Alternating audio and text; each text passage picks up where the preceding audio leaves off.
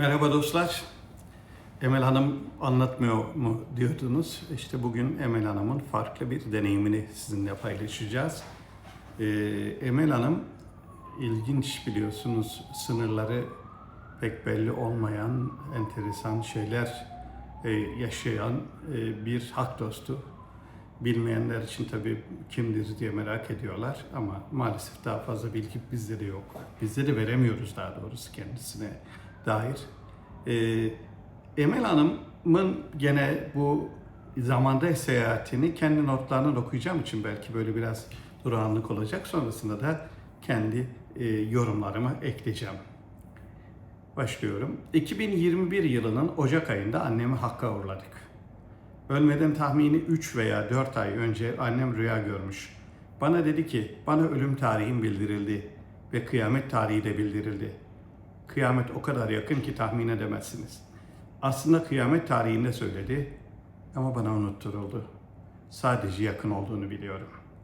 Onun üzerine bundan sonra dünyada ne olacağını, tam da bir pandemi dönemi, kıyametin yaklaştığı dönemde neler olacağı soruları sürekli aklıma takılmaya başladı. İnsan neyi çok düşünür ve tefekkür ederse o ilim ona açılıyor. Nitekim 5 yıl Hazreti Azrail'i merak ettim, sonrasını en az 15 kez gördüm. Sevgili Peygamberimizi de öyle aleyhissalatü vesselam. Her insanda aynı ilimler beyin hücrelerine kapalı kutularda saklı. Yani frekansı aktive etmeniz lazım. Beynin neresini çok çalıştırırsanız oradaki kutular açılıyor. O açılımla birlikte kalp de devreye giriyor. İlim beyindeyken ilmin kilidi, anahtarı kalpte. Neyse, konuya dönelim. Korona zamanında da ileride ne olacak diye düşünüp duruyordum. Ve şimdi anlatacağım 5 dakikalık bir zaman yolculuğuyla 2036 yılı veya sonrası neler olacağı ve olacaklardan nasıl korunabileceğimiz bana gösterildi. Eve kapalı kalınca kızımla birlikte televizyona ve çekirdeğe dadanmıştık. Dizi saati yaklaşmıştı. O günlerde Yaşadığın Ev Kaderindir dizisi vardı. Sanırım saat 7:30 civarı olabilir. Akşam oluyordu.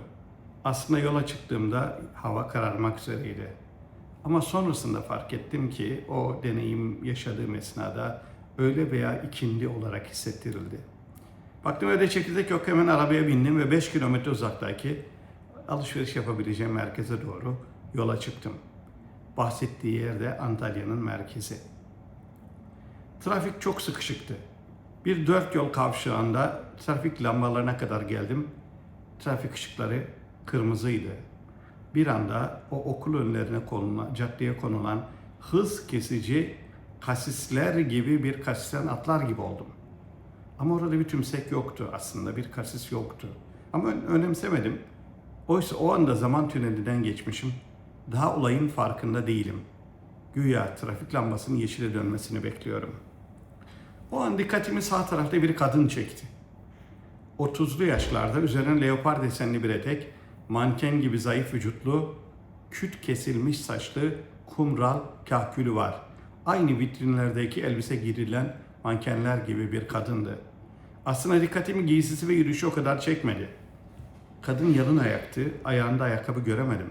Eteği uzun leopar desenindeydi, bluzu krem rengi penye tişörttü. Dikkatimi çeken şey o kişi ile beyinden beyine telepatik yöntemle iletişim kurabilmemiz idi. O aşamada halen zaman yolculuğu yaptığımı ve tahmini 2036 veya 2038'lerde olduğumu fark etmemiştim. Bu tarihi de trafik lambasının yanında bulunan bir levhada yazdığı için fark ettim.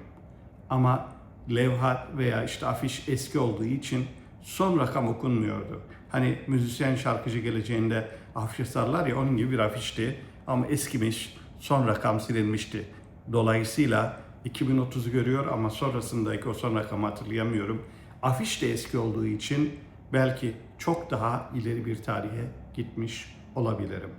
Kadınla telepatik iletişimden o kadının insanlara beyin gücü veya göz ile bakarak zarar verip tüm hafızaları sildiğini veya başka zararlarda verebildiğini anladım.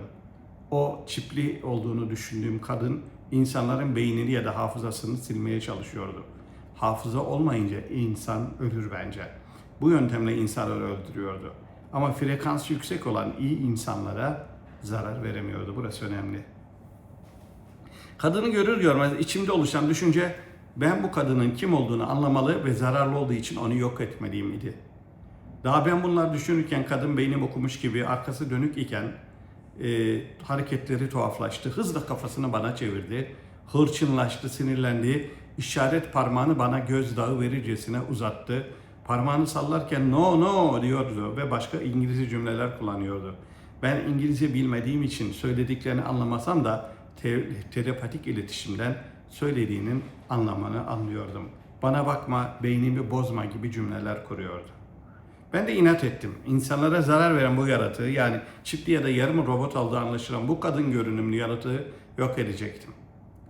Şaşırıp etrafıma bakayım dedim. Pardon. Bu arada orada duran öteki arabadaki kırmızı ışıkta durmuş olan insanlara uyarayım dedim. Baktım hiçbir araba yok. İnsanların sayısı da yok denilecek kadar az. Oysa çok kalabalık ve sıkışık bir trafik vardı. Şaşırdım. Etrafıma bakayım dedim. Aman Allah'ım. Etraftaki binalar boş görünüyor ve hayli eski ve yıpranmış görünüyor. Karşı sağ tarafta bir tane araba var sadece. Beyaz renkli 1970'lerden kalma Mercedes. İçinde bir adam var. Adam devamlı bana hareket yapıyor. Bir şeyler demeye çalışıyor el hareketiyle. Sonra camları kapat demek istediğini anladım. Ben kadınla meşgul olduğumdan o anda ne dediğini anlayamamıştım. Bu deneyimde cam konusu çok önemli. Konunun sonuna doğru anlatırım. Etraftaki apartmanlar boş. Hiçbirinde perde yok. Binalar eskimiş sanki. Giriş katlarında dükkanlar var. Mekan aslında aynı yer. O dükkanlardan birisi çocukluğumdan bu yana var olan Nur Pastanesi. Antalya'yı bilenler belki orayı anlayacaklardır. Ama vitrinde bir iki pasta ve yalnızca içeride 2 kişi görünüyor. Yanındaki 24 daireli bir apartmandaysa en fazla bir dairede insanın yaşadığı emareleri görünüyor. Bu arada robotik bir sesle İngilizce konuşan kadın arabama yaklaştı ve bağırmaya başladı. O sırada baktım 25-30 yaşlarında 3 genç bayan ve bir bebek arabası yakınımda. Karşı kaldırıma geçtiler. Mutlu şekilde gülüşerek yürüyorlar. Onların 3 kız kardeş olduğunu anladım. Karşı taraftaki Mercedes'li adam da bana halen işaretli laf anlatmaya çalışıyor. Camı kapat demek istiyormuş, ben anlamıyorum çünkü ben o değişik kadınla meşgulüm. Kadın çıldıracak neredeyse, no diye bağırıyor. Ben ise gözümü onun gözüne hiç ayırmıyorum. Gözü pek insan gözü gibi değil. Neredeyse her tarafı siyah gözünün. Sonunda kadın benim ona zarar verebileceğimi anladı ve beni tehdit etmek için kaldırımdaki o çocuklu genç kadınların yanına gitti. Beni bırakmazsan bu kadınlara zarar veririm dercesine tırnağıyla genç bebekli kadının boynu ve göğsünü tırmaladı. Kadının boynu kanamaya başladı. Kadınlar çığlık atmaya başladılar. Birisi benim arabaya doğru koşuyor. Biri de bunlar bitmemiş miydi? Hani dünya bunlardan temizlenmişti? Ne oldu diye bağırıyor. Bana doğru gelen bayan arabanın arka kapısını açtı. Fakat içi eşya dolu olduğundan giremedi, sinirlendi. Bu arabayı nereden buldun diye sordu. Ben de ne diyorsunuz dedim. Bana sinirlendi. Siz deli misiniz? Yoksa hastanede senelerce komada kaldığınızda her şeyden habersiz misiniz? Hem camınızı niye açık tutuyorsunuz dedi. Ne camı deyince iyice sinirlendi kadın. Kaldırımdaki diğer 2 kadına zarar vermesin diye öbür kadın için hemen arabadan dışarı çıktım. Robot ya da çiftli kadın benim arabadan çıktığımı görünce ta karşı caddeye kaldırıma kaçtı. Dükkanlara yaklaştı yavaşça. Çok hızlı hareket edemiyordu. Dükkan kapıları camdan idi. Dükkan sahipleri o yaklaşınca korkmadan sakince kapılarını kapattılar. Çünkü kadın camlara dokunamıyordu. Ayrıca seri de hareket edemiyordu. Mesela öncesinde dükkan kapıları açıktı. Kadın uzaktayken hiç kimse içindeki kişi korkmuyordu. Kadın yavaşça yürüyor. Cama dokunamadığından dükkanlara yaklaştığında kapıları kapatıyorlardı. Benim arabayı gördüklerinde dükkandakiler kapıya yaklaşmış, elleri beline beni seyretmeye başlamışlardı. Yanıma gelmek istiyorlardı ama o çiftli kadın yüzünden çıkmıyorlardı dışarı. Beyaz saçlı adam bana kapı kolu çevirerek cam kapatma işareti yaptı. Demek ki araba camları da artık elektronik değil, manueldi. Dükkanların içinin normalde aydınlık olması lazımdı ama ışıkları yanmıyordu. Aslında hiçbir yerde lamba yanmıyordu. Bu ileride çıkacak yaratık her neyse hassas noktası cam ve göz teması. Bu yüzden önerim şimdiden hem arabada hem de çantada herkesin cam gözlük bulundurması. Öyle güneş gözlüğü değil, normal cam olmalı diyorum.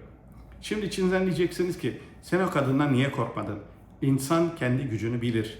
Mesela ben 3 litre suyu kaldırabilirim, 30-40 kiloyu kaldıramam. Onun gibi bir duygu. Benim beynimin o zararlı mahluku yok edecek güçlü olduğuna emindim. Sonra arabama bindim. Arabanın yanına gelen genç kadın da öteki 2 kadının yanına gitti. Ve son olarak zararlı kadına baktım. Beyin dalgalarını kapatmış gibiydi. Artık kimseye zarar vermiyordu. Zaten kimseye zarar vermeyecek hale geldiğini hissedince arabaya binmiştim. O anda halen zamanda yolculuk yaptığım bilincinde değildim.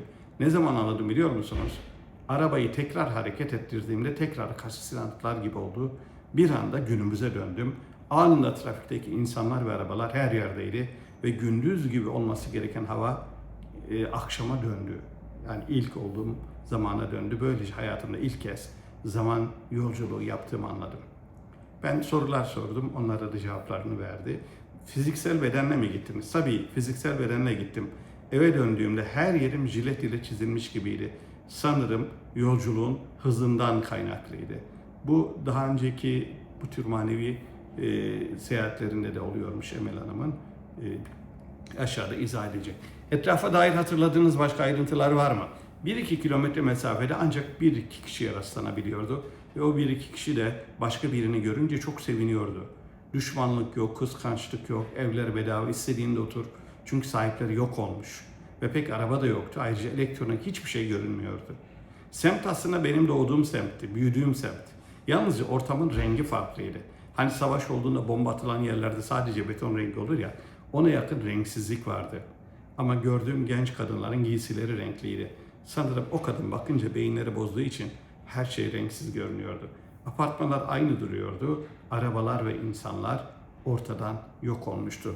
Gittiğim ana cadde Antalya'nın önemli bir yeriydi ve binalar tahmini en az 40 veya 50 senelik gibi eskimiş görünüyordu. Trafik lamba direkleri çok eskimiş, küflü gibiydi.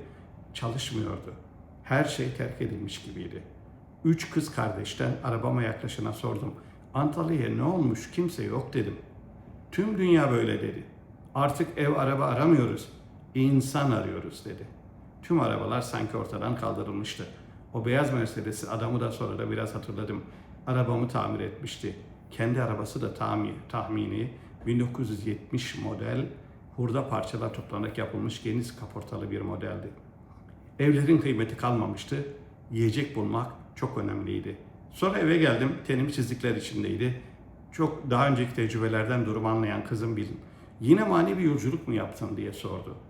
Hayatım boyunca bu tür seyahatler sonrası hep bedenimde jiletle çizilmiş gibi çizikler oluşuyor. İlk çizildiğinde Ramazan ayıydı. Tam omurga kemiği ucundan dümdüz kuyruk sokumuna kadar idi. Bu çizikler derin olduğunda epey kanıyor. Ama daha kabuk bağlamadan 3-5 saat içinde yok oluyor. Emel Hanım bir fotoğraf gönderdi o çizikleri dair ama sizinle paylaşmıyoruz. Ben de onun tanığı oldum. O zarar vermek isteyen yarı robot kadın ne oldu diye sordum. O kadın kaldırımdan yürüye yürüye kaybolup gitti. O kadın haricinde sevinçle yürüyen 3 kadın kardeşmiş ve Türkçe konuşuyorlardı. Sadece o varlık İngilizce konuşuyordu. Etrafın bitki örtüsü nasıldı? Bitki pek görmedim. Biraz çöl toprağı gibiydi. Şimdi var olan büyük ağaçlar yoktu. Belki de radyasyon nedeniyle yok olmuşlardı. Güneş sanki yok gibiydi. Bulutlu gri bir hava vardı. Gökyüzü sanki duman ya da sis olmuş gibi her şey renksiz görünüyordu. Peki gördüğünüz insanlar nasıldı? Sadece Mercedes'teki adamı ve o 3 kardeşi bir de dükkanın içindeki adamlar gördüm. Aslında adamı tanıyor gibiydim. Saçı beyazlamış olduğundan tam çıkartamadım. Genç kadınların cildi beyazdı ve güzel, sağlıklıydı. Ve dize kadar gelen kot pantolon giymişlerdi. Bir de o çipli yaratık vardı. Ayrıca bir de uzaktan gören dükkanların içinde 2 kişi görünüyordu. 3 kardeşten yanıma gelen gayet güzel Türkçe konuşuyordu. Camla ilgili söylemek istediğiniz önemli husus nedir diye sordum. Belki de camın önemi bildirildi bana. Öyle bir şey olursa bir gün cam ile ve yüksek frekans ile korunabileceğiz o varlıklardan. Her canlının veya eşyanın zayıf noktası vardır. Muhtemelen camla ilgili bir keşif veya teknolojik gelişme olacak ve o tür varlıkların bize zarar vermesini engelleyecek frekans kesici bir cam geliştirilecek. Cam ile alakalı bir küçük yaşanmışlık aklıma geldi. Bir yakınım 2005'te vefat etti. Aradan bir ay falan geçti. Torunu rüyasında anneannesini görmüş ya da konuşmuş. Demiş ki ben bir camın içinde hapisim. Gelen dualar cama çarpıp geri dönüyor. Annenin duası bana ulaşmıyor. Yani kızımın duası bana ulaşmıyor. Git Emel Hanım'a söyle, camı ancak o kurabilir. Beni cam oda hapsinden kurtarsın. Camdan asla dışarı çekilmiyor, içeriye de dua girmiyor demiş. Bu olayla ilgili söylemek istediğiniz bir şey var mı diye sordum en son. Bu olayı çözemediğimden hiç anlatmaya niyetim yoktu. İçimden size niye anlatayım ki derken kalbimden Allah'ın bir planı vardır diye bir ses geldi. O yüzden anlattım. Niye anlattık mı derken? O yüzden size anlattım. O zamana ulaşıldığında teknolojiyi sonlandıracak bir nükleer savaş vesaire gibi bir şeyle araçlar ve insanlar azalacak görünüyor. Yani kıyametin hemen öncesi aslında herkes yiyecek derdinde. O yüzden ekip biçilebilecek bahçe içinde bir ev sahibi olmak önemli. Tahminim şu, insanlara yardımcı olması için yapay zekalı robotlar üretilecek. İşlerin çoğunu onlar yapacak. Ama teknoloji için yapılan robotlar ya bozulup işler ters yapacaklar ya insanlara yarar vermek yerine, yani insanlara yarar yerine zarar verecekler ya da robotu üretenler bile bile bir zaman sonra bozulacak robotlar yapacaklar. Evet, Emel Hanım'ın anlattığı deneyim bu. Gördüğünüz gibi bir şey dedi, bazıları da buna hani matris tahta diyor biliyorlar, o zaman kayması da yaşanabiliyor. Ama ciddi anlamda 2030 sonrasına belki çok daha ileri, çünkü Afşar eskiydi diyor, gittiğini anlıyoruz ve durduğu yerde sadece bir kasisten geçer gibi böyle bir. Burada önemli olan iki tane husus var. O cam meselesi. İkincisi de yüksek frekanslı insanların, buradaki yüksek frekanstan kastımız nefsini arındırabilmiş, idrakini yükseltebilmiş, bilincini yükseltebilmiş insanların bu tür o zamanın zararlı varlıklarından korunabiliyor olması. Yani Cenab-ı Hak onlara özel bir koruma sağlıyor. Söylediği gene Emel Hanım'ın o dönemde hani yiyecek meselesinin önemli olması hadisesi de bizim daha önceki videolarımızdaki hani doğayla iletişimimizi güçlendirmemiz ve onun parçası olduğumuzu hiçbir zaman unutmamamız gerektiği yorumla da uyumlu. Onun için lütfen bu Emel Hanım'ın zaman seyahatinde, zaman yolculuğunda gördükleri şeyleri önemseyelim. Özellikle toprakla temasımızı artıralım. Ekip biçebilecek yerimiz var. Şehirler için çok mümkün değil ama en azından bulundukları bölgede öyle bir imkanı olanlar eksinler, biçsinler sebzesini, meyvesini. Bugün Avrupa'daki şirketler bir araya gelip yüzlü konsorsiyumlar oluşturarak Afrika'daki geniş arazileri ekip biçiyorlar. Hatta bizim ülkemizde bildiğim kadarıyla Kenya sanıyorum veya başka bir ülkelerde Tarım Bakanlığı araziler kiralayıp bu tür bir tarımı da başlattı. Bence önemli bir husus. Herkes kendi şahsi hayatında, kendi hayatının bir döngü içinde yaşayabilecek hale getirmesi gerekiyor. Eşim vasıtasıyla ben de Karpatlar'da köy yaşamına ait videolara bakıyorum. Orada insanlar her şeyini kendisi üreterek yaşıyorlar. Belki öyle bir dönemde hayatta kabul edilecek olanların önemli bir kısmı onlar olacaklar. Rabbim hepimize o yaklaşan kıyamet öncesi senaryolardan korusun.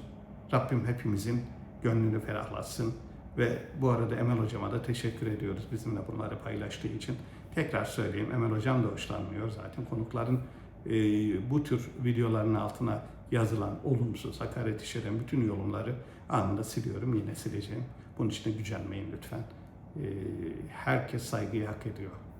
Bunu unutmayın. Rabbim gönlünüzü ferahlatsın, frekansı yükselip ahir zamanda da zarar görmeyenlerden eylesin.